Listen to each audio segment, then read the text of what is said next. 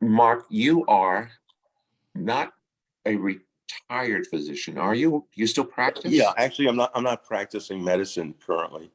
I Okay. retired a couple years ago. And you had a practice as a Yeah, I am an internist, general internal medicine. I practiced north of Seattle and was in practice for over 30 years in general internal med. and your patients would typically present what?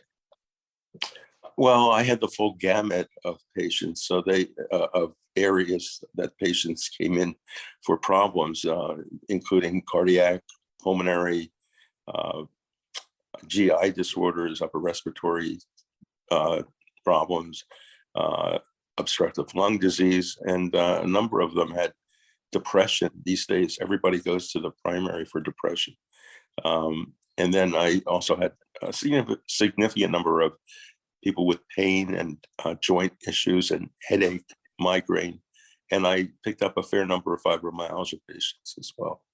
And as I understood it from our brief conversation, what you began to work on was a fibromyalgia device. And along the way, you found that it was effective with migraines. Well, actually, it was the other way around. I devised a migraine device and then treated initially 8 and then 6 with this little device in office that they took home, and it was very benign. And they used the device on an hourly basis, 1 hour per day for 30 days.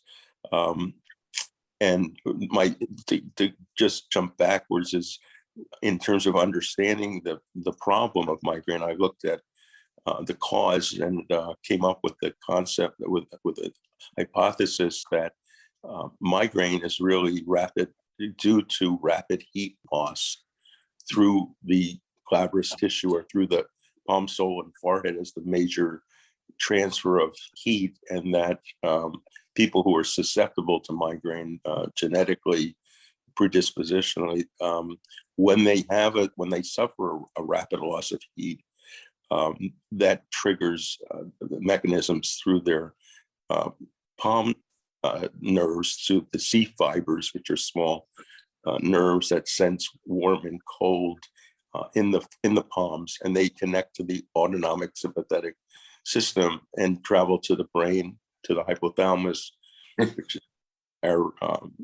which is our temperature center. It's our thermostat, and the hypothalamus is very well known as, or very likely, and is a major trigger for cytokine release, for inflammatory release.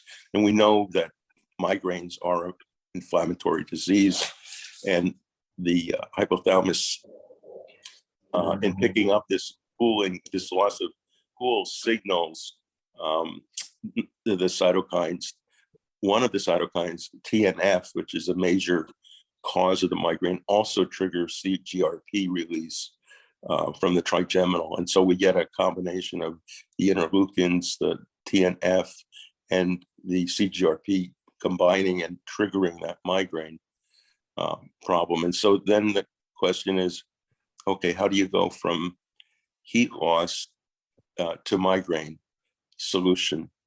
And so based on my theory, the idea is to see if you can reverse the loss of heat. And what I came up with was a small device, which is a chamber where one could put his hand in the chamber and use a micro humidifier with a little ionizer and get the chamber up to over 90% humidity. And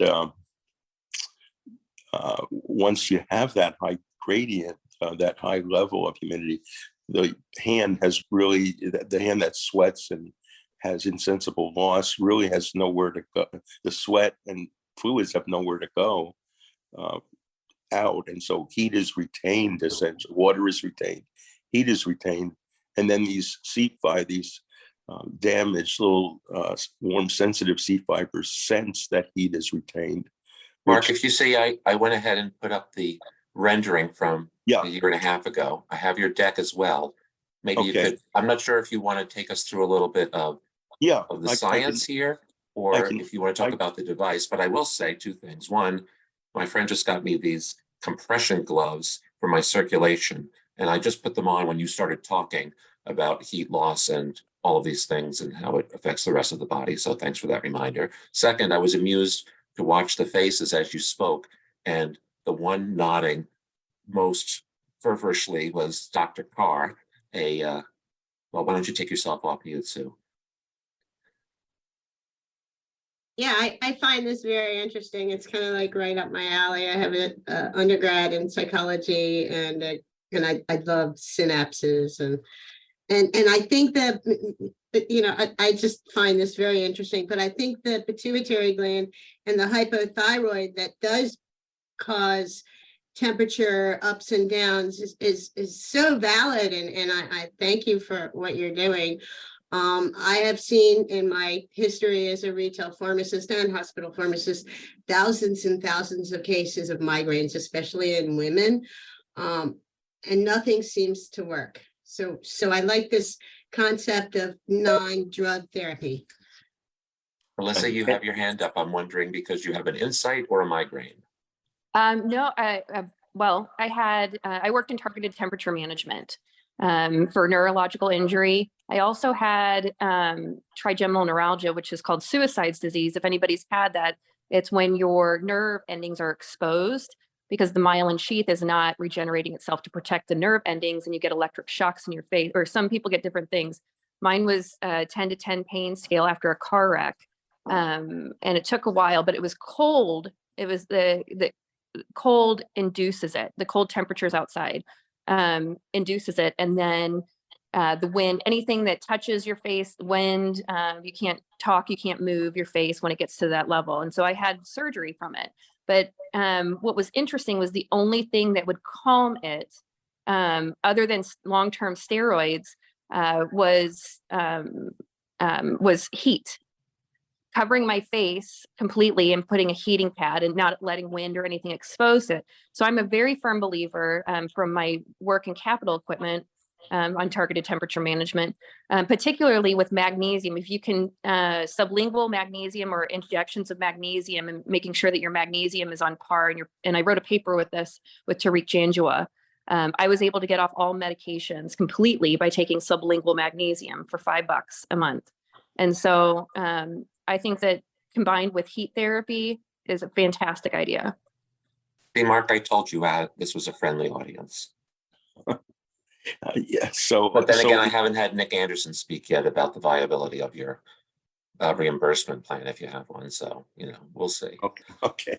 So in looking at the whole picture, the mechanism, the rapid heat loss, again applies to all the different conditions that tend to trigger migraine, that we say, well, that's a trigger, such as alcohol ingestion, exercise, acute anxiety, insomnia, trauma, acute infection. These all, the common denominator is the body increases metabolism and has to rapidly lose heat. And those who have the unfortunate genetic makeup that responds, that has a TNF that's responsive to this, they're the ones that have the progression of aura, non-aura migraine. Mark, what are we looking at with this slide? This is research. It's a little small. I have to pick it up. It says research identifies fibromyalgia. Yeah. This is skipping biopsies. This is skipping to fibro. So we're kind of jumping ahead of the game. What happened with my migraine? So I devised a device that holds the heat in, and of the first 8 patients I tried, 2 of them came back and said, they're based on their Midas tests, and what they said is that my migraines are much better, and they dropped from having 20 plus days a month of headache down to about 2 to 6 days. But they said, but my fibromyalgia is gone. And I didn't know that they had fibro, and they didn't know that I was treating fibro. So we had a serendipity event at that point, serendipitous. And so then I didn't realize what was going on. And I did a look back to a study that was done in upstate New York 2 years prior by a couple of dermatopathophysicists, and they used computer analysis to zero in on what they thought was the site for initiation of fibro. And they came up with the same tissue, the glabrous tissue in the palm, and they biopsied the tissue of 20 abnormal or fibro patients and 20 normal patients, and they saw an obvious difference. On microscopy, they saw the arterial venous shunt, so arteries come in, hundreds of thousands of arteries feed into the hand because it's a chamber, it's a tissue that exchanges and maintains heat balance. These arteries come in and they have little shunts in them, little flaps, and the C fibers actually surround the arteries as part of their anatomy. And so the C fibers that are normal, warm sensitive, close the shunt, and force blood that comes in to go through a complete circuit into smaller and smaller and then larger and larger arterial vessels until it does a full circulation throughout the body. And they don't have problems. The group that has the fibro, the shunt remains open because the thought is that the C fiber, these warm sensitive, are damaged. And I went and changed the slide to give a sense of how your device would interact with the patient. Okay, so the idea would be to again have the patient because so the idea is to try and close the shunt to solve the problem, and in order to do that, you need to make the hand and the nerves feel that warmth is related, it is present. And so I came up with the idea of using humidity, normal temperature, 72 degree euthermia humidity to surround the hand and to humidify the chamber. And once you get up to 90+% humidity, then the hand really can't sweat. I mean, there's no place for the sweat or the insensible fluids to go out. And so the fluids stay in the hand, the warm, which retain heat. And so warm is in the hand, and that re-signals the cold, damaged, warm C fibers. And so they're sensing warm, which allows the shunt to close. Because the damage, it doesn't appear irreversible, it does appear to be malleable. So when the shunt closes, then the patients were able to get a complete circuit of blood through the smaller and smaller capillaries in the hand, and then circulate through the entire arterial system and include the musculoskeletal system and some small areas in the subcortical area, which we've seen on functional MR scanning that the fibro patient has small areas that are underperfused as well as muscle. And these are the sleep, the mood, the anxiety, and it fits with all the central issues that migraine patient has. So it explains it gives us a unifying understanding of why someone with fibro has all of these symptoms that are persistent. Mark, if I may, I am a very visual person, and I've jumped around a little bit because we're not being linear in the slide progression here. I'm looking at this, yes, and I think it's evolved to this, so I don't know if this is still kind of the same prototype. That's true. It's true. Well, yeah, I used the Frankenstein device in my office, with the patients that they brought home, and that was simply a desktop, chamber that they would put their hand into, and we'd have a little micro humidifier that we pointed in to the chamber. When you say you put your hand into, I'm not getting a sense of scale here, and I'm not personally understand. Do you have a prototype there at your house that you can hold up? I don't have one with me, but I do fine. I do have pictures of them, and I can find the pictures and follow. I'm just wondering, but to give you an idea, just that is this hand size? Would I put my hand in here?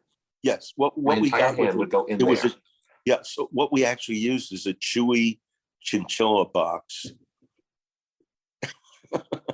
a chewy chinchilla dust box, which is like a little house and it has an opening and you can put your hand in, and it's about the right size for the hand to fit in. And then we use the little humidifier into that chamber, and then we blocked it so that the humidity stayed in, and the patient just, so the hand was in free of touching anything, and it was just held in the humidified area, and they were just held it there for, they were able to comfortably hold it for 1 hour per day.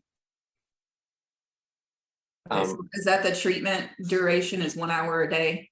Yeah, Every day? for about 30 days. That's what we came up with. I basically just empirically came up with something where the nerves would get entrained, so to speak, and used to the sense of heat retention. Michelle, go ahead, and if you don't mind, share your comment about your cold sensitivity. So I just have extreme cold sensitivity, and it also seems to be related to certain times of the day, like at night when I go to bed, even if I have on like socks and fleece pajamas and whatnot, my hands and my feet just get painfully cold. And it just seems like there's almost nothing I can do to get them or the rest of my body warm. And then I just stay in these constant cycles of cold and then pain or aching or, kind of, mental fuzziness. Yeah. Do your muscles get achy and fatigued? Yes. So it sounds like you do have fibromyalgia as a likely. I mean, that's where the sort of the sine qua non for fibro is cold sense in the palm, sole, and forehead, the glabrous tissue, where the nerves are not, the C fibers are not functioning well, and they don't pick up the sense of warm. The cold C fibers sort of take over, and you feel cold all the time. Exactly. Yep. And I've got hypermobility and cervical dystonia as well. And so there's just like a lot of miscommunication in my nervous system. What was would you say cervical? Cervical dystonia. So Okay. like, Okay. the contraction for the other ones here, the contraction of the muscles in your neck and shoulders kind of cause you, and then they harden. Yeah, actually, Joe put up the slide. I was going to ask the question, do you have any associated other conditions like All those. bowel, The answer is migraine? she's a mess. Yeah, I've got tons of intestinal issues. I've had Irritable bowel. adenomyosis, which is a sister to adenomyosis, and I have tachycardia and a lot of other things that aren't on. Do you have any bladder interstitial Yes. cystitis? Okay, so you've got the genes that cause all of these. Yes. Congratulations. Some people, won the lottery. some people only have the gene for migraine, some just for irritable bowel, some just for endometriosis. They're all based on triggering of the cytokine TNF is the major incriminant, that if you have the abnormal type, that's what causes these various conditions. Wow. Causing inflammation. Would your device help her in all of these things, some of these things? Yes, I had one patient who had the migraine whose irritable bowel did get better. I had another one who had migraine whose endometriosis got better, and I believe there was one with bladder issues. And so what by down regulating the cytokine system, using the signaling that heat is retained and turning off the triggering of the hypothalamus, then there's decreased cytokine release and decreased inflammation. And so any one of these conditions that's driven by the cytokine system, TNF and the interleukin series, and in the migraine, the CGRP in particular, any one of all of them there's a down regulation of the cytokine system. So symptoms should get better. I unfortunately have another meeting right now, but I cannot wait to see the rest of your slides and watch this recording, and I'm going to get it and send it to my mom. And Well, before you go, tell him what you do for a living.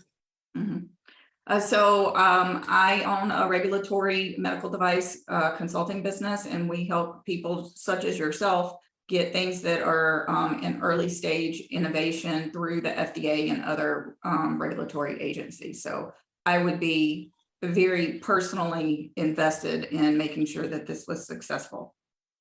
That would be great. Yep. So I'm going to put my contact for my calendar so we can talk. Okay. And the chat, and so please do at least. I'll be sure to want to put you guys learn in more touch. from you. Yeah. Regardless. Right. So. And just as a note, I'm working with a professor of medicine at Leeds University in England who's very interested in. He's the head of the pain department there, and he's very interested. And he's an anesthesiologist. He's very interested in doing a trial on 20 migraine and 20 fibro patients, with my original device. Oh, I would love that. Yeah. You know, Mark, you're not Let's far talk. from. I've got to run. Thank you so Okay. much. Show Okay. Morty before you go. Lift Morty in the air. Hi, This Morty. is also the godfather of dock diving right here. And it's hilarious to watch a puck swim if you haven't seen it. I would just hold him when your hands are cold, I would think. Yeah, he does. I have him and the other three sit on top of me as heat sinks. Nice. Yeah. See you later. Okay, bye. Mark, you're not far from me. It's real easy to jump on a plane from SeaTac to San Diego. You'd be really welcome to sit with us for a couple days and talk through your ideas. Mark Matthews, if you come off mute, you had a question. Yeah, it's interesting and exciting. My question is, what happened? Can you just put the hand into a warm water bath or room temperature water bath? Well, that's an interesting question. Yeah, I've looked at that, and other investigators have looked at water, and it turns out there's still conduction.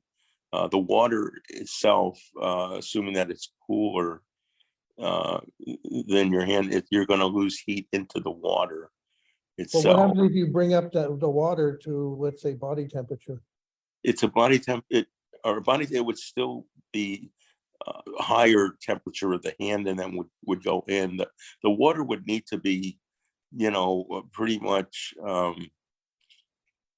The water would be not able to block. It wouldn't create a seal because it's more, it's a different state of substance. It's a liquid, which has conduction, whereas a vapor, you really are not conducting into heat into a vapor. And so the vapor acts as a seal essentially around the hand, whereas the water is more of a conductant mechanism. Okay, interesting, very interesting. I'm just, Alex, you're on. If you show yourself and you can introduce yourself. He wrote, basically, can his other clients present like this? And I said, absolutely. This platform, I think of these Friday meetings like concentrated consulting, that all these functional experts show up, look at one thing, and are looking at, they say, ask a blind, team of blind people to identify an elephant, and someone's touching the trunk and someone's touching, the leg, and they, don't know what they're talking about. But everyone together, oh, it's an elephant. Alex, are you there? Can you put your camera on? Let's see. I thought I had my camera on. There you are. There you are. Right. Good-looking guy like you. You shouldn't stay in the dark. Good-looking guy That's like very, you. very kind. So yeah, about a third of our portfolio is medical device companies, but also we've got other ones coming in all the time, which are at this stage or later or earlier. He doesn't know what you yeah. do or what you work on. Oh, okay. So I run MedStarter Ventures. We do events and challenges and contests, and we use that data to help us figure out which companies to invest in. A very big part of that is getting crowd validation, right? We started as a community, then a crowdfunding site. And we figured out that if we got big data on little companies from smart people like you guys, your opinions, your thoughts, and whether or not you guys sign up, like, I don't know her name, the woman with the 3 dogs. Michelle. Yeah, Thank Michelle. you. People like that get excited and get invested in the idea, not just obviously the money, but with their thoughts. And so if you ever saw the old medstarter.com site, every project which was being in contests would have, 17 different ways for people like us to interact with the ideas, saying we could like, follow, but also try, pilot, partner, invest, mentor, join, whatever. So, anyways, so your MDG calls would be an ideal environment for any medical device companies. We've got 2 that are in due diligence right now. So it would be a very interesting approach to present on a Friday, give them 10 Yeah. minutes or whatever and let you guys Jump on premium a bit more often. The Slack channel's open for you. And let's figure out something. I'm doing it. All right, good boy. And there's After- Mark, so there's a lot of conversation going on in chat. I know you're on your cell phone, so that'll make it a little complicated for you to go back and forth, but a lot of discussion about shivering, about other, here's a diabetic neuropathy. Yeah. We're talking Well, about, let's see what else we have. Hypothermia. Hypothermia. Yeah, that's the other family of patents. So I came up with a low humidity concept, and initially, before I hit the idea of the high humidity, because I was following some investigators at Stanford who were using cooling to the glabrous tissue, and instead of stopping heat loss, they actually increased cooling sense, and so they were able to trigger the hypothalamus to sense that cool was there, and that the hypothalamus dropped its temperature and core temperature dropped, and they were able to treat the pyruvate kinase, which gets with a lot of muscle activity, gets warm and hot, and the conformational protein just doesn't work that well. So their idea was to get heat back up, and in their athletes, they were able to get more functional activity, more pull-ups, more going for yardage, pushing the dummies, and I put up your slide, says Flammacare moderates thermoregulation. And you talk about when cold C fibers detect excess cold, they open the shunts to return heat to the body, signal the hypothalamus to burn fat and release cytokines. Right. And so I think this is the slide that addresses what you're saying right now. Right. So this is the cold and the warm C fibers. Right. And it's the warm that seem to be the more fragile and more susceptible to damage, and they're the ones that trigger this inflammatory mechanism. One of the things I really appreciate about our conversation today, and this is, I don't know you well, Mark, and I might be grossly underestimating some of your skills, but you are obviously a profoundly gifted physician, but you've never brought a product to market, as I understand it. That's correct. So Yeah. I don't know, in terms of running a company, raising money, leading a team, building a prototype, going through trials and such. And that's what this team does. So if you find others on this call like Michelle who are like, oh my God, that had solved my problem, let me do your regulatory. Chris Kelly, I think you're still on the line. You wrote that you're an engineer and you'd love to help, this type of thing. So Rick, you're a fellow engineer. You got your hand raised. Go ahead and share your thoughts with Dr. Swyer this morning. Well, initially, I was getting on just to get more information, which to me is always good. But I do have a friend who's a Marine. He's quite old, but I wondered if some of these conditions could be brought on by exposure to extreme heat, because he had a heat stroke event while he was so much younger, and thereafter I'll see him in church and it's a nice day and he'll have a wool hat on and a coat and everything else. He's got extreme sensitivity to cold ever since that event. And I'm wondering if this is, if those kind of exposures could trigger something to start presenting some of these symptoms. I think that's quite possible, because the end point that we are seeing in terms of the nerve is damage to the C fiber, to the warm sensitive C fiber, which doesn't respond to when heat is retained. It doesn't respond to that. It still feels, it doesn't function, and so the colder C fibers override it, and they make you feel cold. And the damage, and then this ties in with the unifying concept of causing migraine. because and the other inflammatory diseases, because the C fiber is the critical point at which it sends the signals to the hypothalamus of whether heat is retained or heat is not. And if the system gets messed up in terms of the signaling, then the brain is sensing the wrong temperature, and in this case, the cold temperature, and the cold makes the hypothalamus trigger a release of cytokines from white cells, macrophages, and fat. Mark, 9 of the folks on this call are going to be with me in 2.5 weeks in San Diego. The question is, Alyssa, will it be 10 or 9 people? It's right now it's 9.5. So I do think that it's really important to provide some critical feedback. You're going to get from a marketing perspective, you'll get patient awareness for sure. The problem is it's very expensive for patient awareness. I would reconsider your indication of fibromyalgia, because you're going to lose a lot of physicians that don't believe in fibromyalgia, because it's a broad spectrum category for, we don't really know what is causing these things a lot of times, unless you get into the deep research. And these patients have to find those physicians that are doing the deep research to understand what type of genetic conditions that they have and what are doing tests that aren't traditionally available. So for me, I would seriously consider this as a therapeutic, calling it a therapeutic option for neuropathy, or I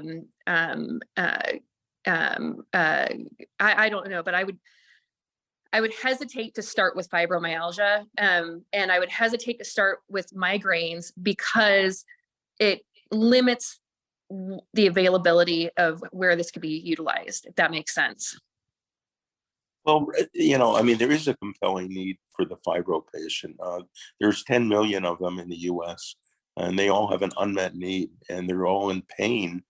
Not only would this help that issue, but it would also be a big additional help in the opiate problems, because many of these folks I don't disagree with you at all. I just think you're going to lose your audience to physicians by calling it fibromyalgia related. I think you're going to get a ton of patients that are interested in it, but a lot of physicians don't believe in fibromyalgia.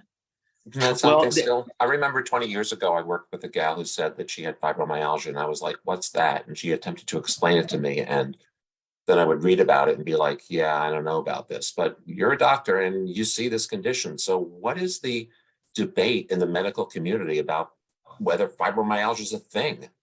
Well, we've evolved over the last 10 or 15 years to the point where most doctors actually do realize that it is a syndrome, that it is a kind of a unified problem, that is, they don't understand how it starts or the underlying physiology, but they do acknowledge that there is a syndrome of combined symptoms that they recognize as fibro.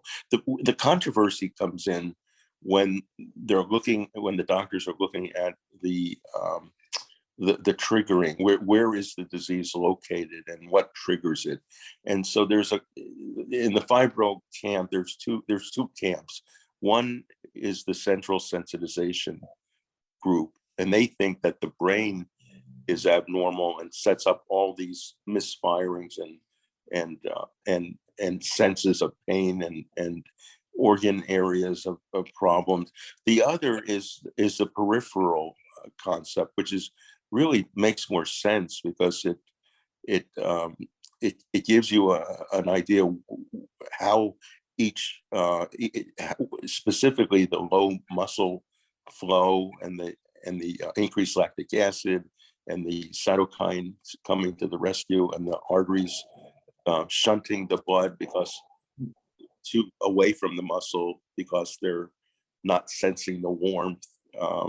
So there's actually two mechanisms at play in fibro. And the sensitization question, I agree that there is sensitization based on what I looked at, but it's not right away, and it's not everybody.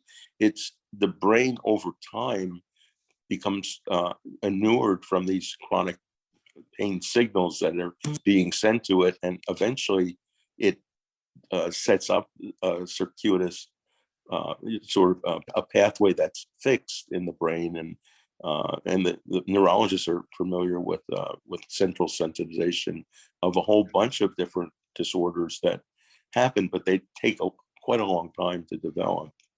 The brain doesn't snap right into a central sensitization in most cases. And actually, I'm going to a conference next week.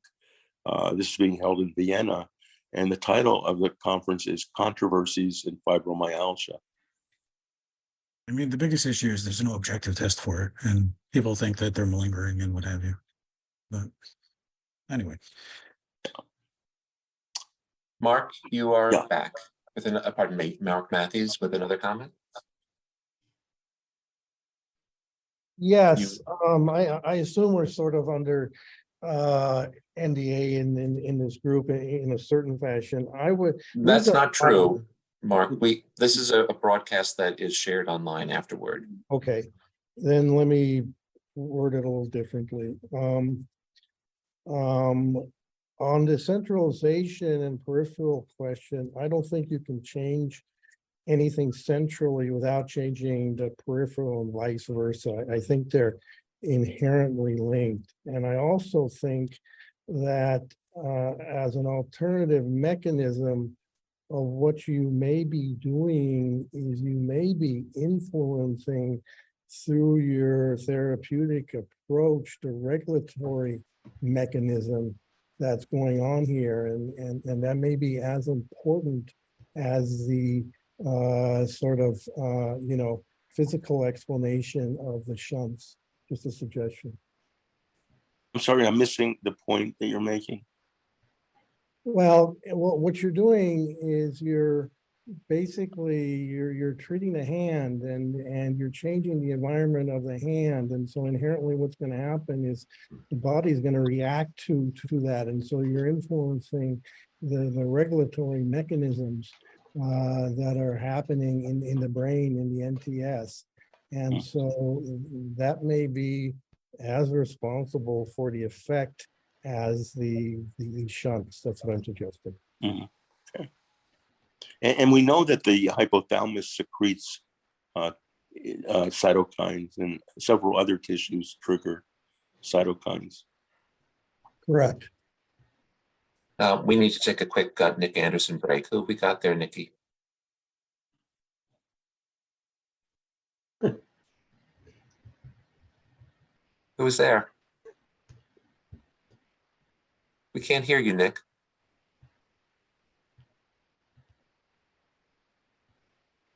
Nope. Does anyone read sign language? Is it in timeout? L-O? I don't know. Type it. One sign language. It's not appropriate for here. Type it in to the chat. Mark, Chris Kelly, you had something. Just real quick, and I had a couple dropouts, so you might have said this, Mark, and I just didn't catch it because I'm looking at the pictures of your product. Is that just a prototype, or is it actually a working unit? I was just kind of curious. That's actually a CAD. It's a CAD drawing. Okay. And so what I came up with initially was the box that was just standing on the table. And so, somebody is sort of stuck sitting for an hour, and the idea would be if you get it mobile, then they could walk around and they have more freedom to use. So that new development is basically a little what we call, basically they're little cartridges. We make small cartridges of humidified air that's under pressure. And then we have a platform that goes around the wrist, and the little cartridge snaps into the platform. The wrist is around, is surrounded. The little platform reads out digital temperature, humidity, and time. And there's a little cellophane wrap around that attaches to the platform itself. And so the idea is you mechanically just press on to open the cartridge, and pressurized humidified air goes out. blows up the small cellophane, and then you don't really, then you're mobile and you don't have to be connected to anything electricity wise. And at the end of the 1 hour, you can just take off the cellophane wrap, eject the cartridge. The platform just stays, and so you can dispose those, and the next day you would use a new cartridge and a new cellophane wrap. And so this would be a consumable product as well. That's impressive. Ross?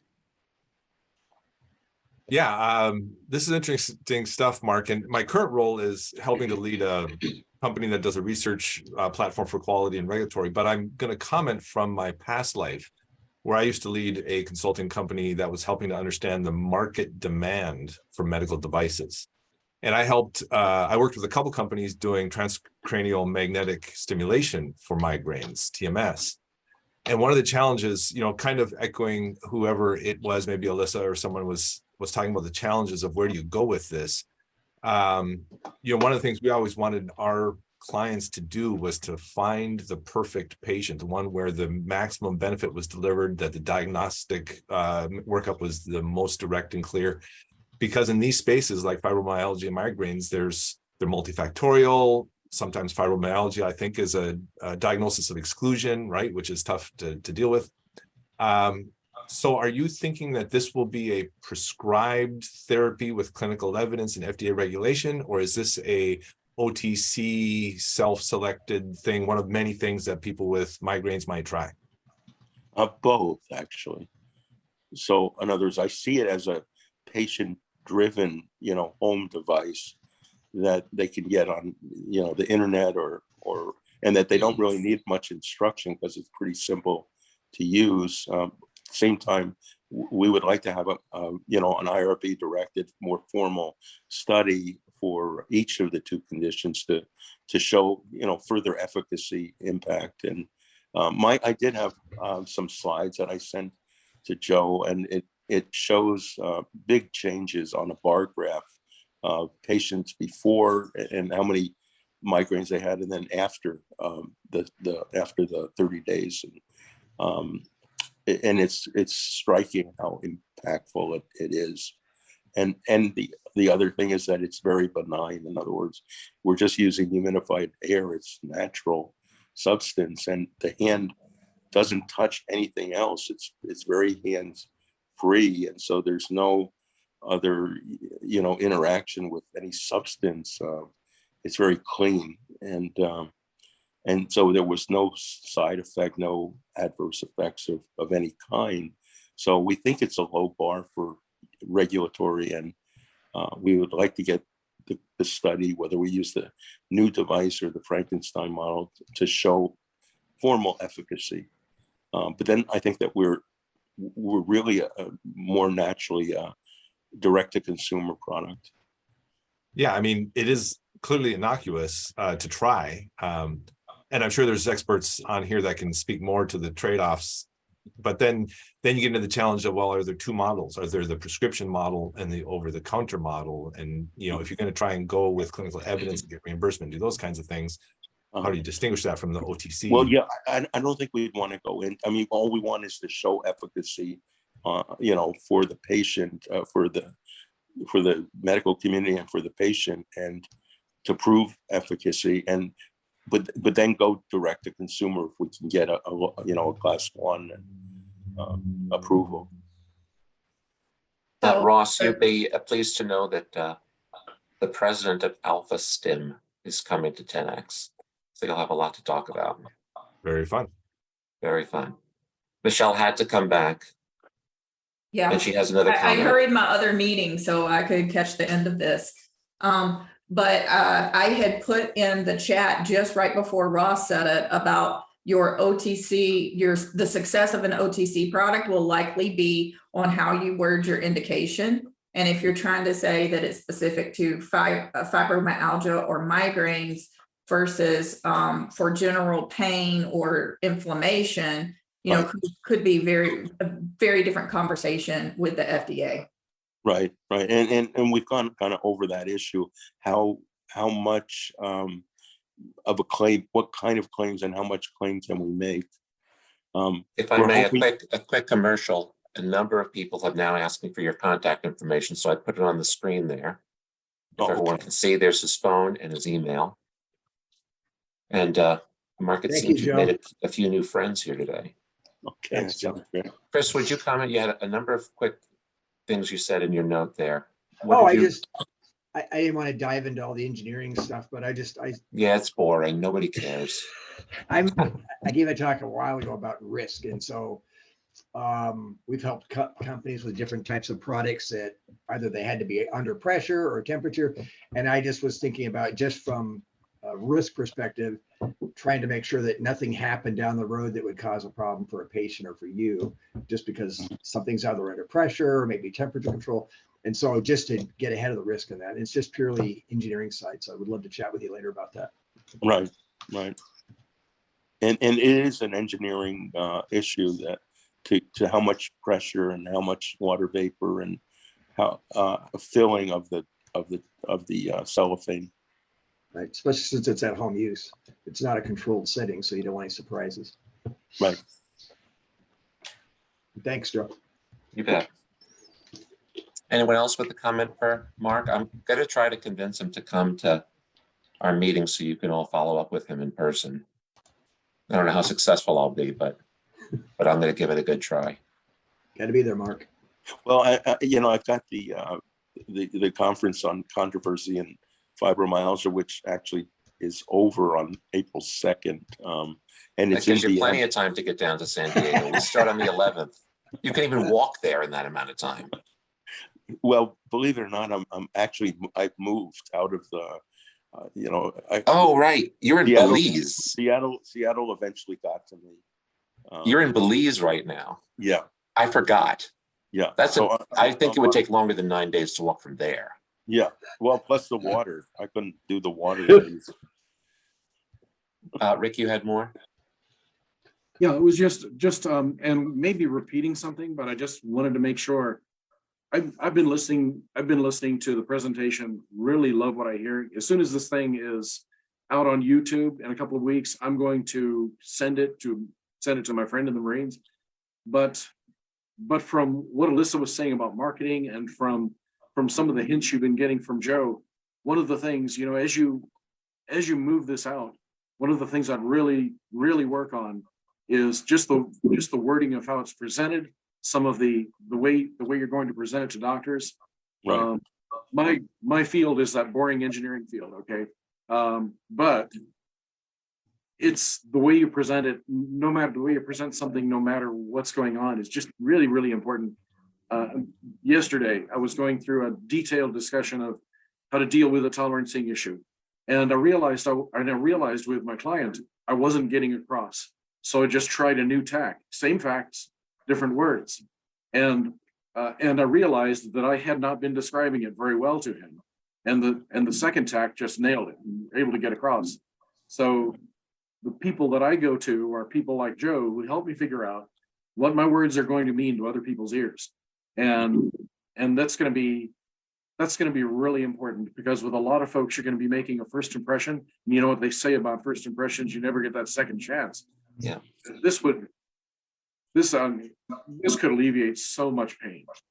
This could be something that is I think we agree emphatically, and I think Mark recognizes this too, that he's really good at what he does, and being an entrepreneur in this space is not his primary expertise, nor do I think he's interested in developing that skill at this point in his career. So yeah, he's going to need a team of folks to see this through. Before our call concludes, Marcia, I would love for you to come off mute and introduce yourself to the group. Sure. Thank you so much. I'm Marcia Orozco, and I work mainly in post-market surveillance. I have experience in medical devices, and I have also experience in medical safety. Where was your last position when you worked for the man? I was at Alcon, and I was the director of post-market surveillance, doing all of the activities to get the company up to speed on the European medical device regulation compliance for the safety side. I would love for you to get in touch with Michelle sometime And I would definitely see a way that you guys might be able to work together. You want to come off mute? Michelle, are you working on something that needs that right now? Well, you know, whatever comes of MDR, post-market surveillance is going to be a huge part of that. And so in that whole life cycle. So I think it would definitely be worth a conversation about how we could benefit each other in that way. I'll get her on premium so you can chat with her. Okay. And when you're talking about post-market surveillance, are you talking about the after effect of the device or Yes, different? once the device is in the market, what all of the negative aspects, so all of the adverse events, which you said for your device that you haven't seen any technical complaints, so all of the things that can go wrong after. Well, it's in market. the study that we did, Joe has the sheets of the dates that we followed. We followed most of the patients for a good 4 to 8 months out. Few patients we followed for over a year, and most of them actually stayed in remission for a good period of time, based on your fat content, how much extra fat you have, tends to affect the cytokine quantity. And those folks who were significantly overweight seem to lose the efficacy fairly, within like a couple months. Mark, I just put up your spreadsheet. Can you help us understand what we're looking at here? Yeah, that's not the full sheet, because I think that part of it got cut off on this. Well, there's some down here. Yeah, do you have the bar? I have a bar chart at the bottom. Yeah, let's show the bar chart. Okay. Like that one. There's severity, you have disability days and partial disability. Right. First, is the Headaches a month days before per and month. after. Yeah. Right. So you can see on that, this is the 8 that we recorded. You can see how many days per month. I mean, it's striking how many days the chronics had. I mean, the first 2 had about every single day. Yeah. And then the second 2 had about half the month. Same with the 4th one or the 5th one. And the last one, number 8, had a lot. And this is able to show how many they had at the end of the 30 days. And so they were basically down to single digits in terms of number of days. They went from like on an average, this is about 20 days a month for this the is average. Severity, where 10, I suppose, is the worst. And so they went down to about 1 to 5 days a month after the 30 Number days. 2 had a much worse using your device, it seems. Yeah, no, so this is the severity effect. In other words, they still had a big drop in their migraines, but we wanted to see how severe they measured it on the mitis. And so does that mean, for example, that number 2 had only 3 of them instead of 30 of them, but when she got them, boy, did they hurt. Yeah, it was painful. That she's a little bit of an outlier because nobody else had more pain than before. Most of them had a bit less pain, at least about half less pain, but there were a couple that had the same pain, or one was the outlier. And then she had no disability days. So even in great pain, she didn't need to take a day off. That's what it appeared to be, but because she was not having very many, I guess she was able to mitigate those days. She only was having, like, what was it? She was only having a few headaches.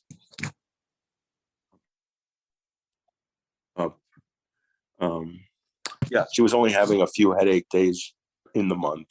Mm-hmm. Does this chart spark any other comments from the gallery? Okay. It's amazing. So it seems, Marcus, the consensus is saying, wow, this is exciting, and we'd love to see you succeed. And we have a couple of experts on here who could make that happen. Where are you with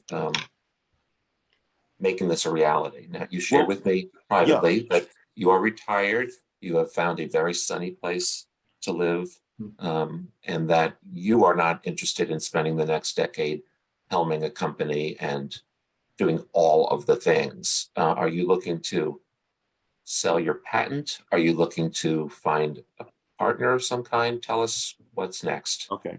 Well, for the first item, I think on the list is really to get the clinical study to be, a more formal study with like 20 patients with migraine and 20 with fibro, and to show, efficacy under more controlled conditions.